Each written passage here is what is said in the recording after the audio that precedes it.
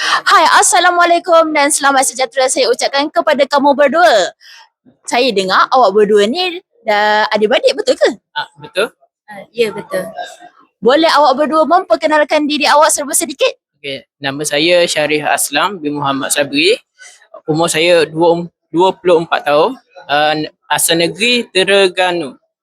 Nama saya Nur Aina Nasuha binti Muhammad Sabri. Umur saya 19 tahun. Saya berasal daripada negeri Terengganu. Apa program yang awak daftar dekat IKM JAS ini? Saya ambil Diploma Reka Bentuk Mekanikal. Saya ambil kos DRM Diploma Reka Bentuk Mekanikal. Baik, boleh saya tahu apa yang mendorong awak berdua untuk ambil program tersebut? Sebab saya minat nak ambil kos ini. Oh, juga ke? Ya. Baik, okey. Lepas tamat program tersebut, apa cita-cita awak untuk berada kat luar sana nanti? Saya ingin menjadi arkitek. Awak juga? Saya ingin menjadi designer. Baik, terima kasih. Semoga awak berjaya dekat IKM JAS ini. Terima kasih.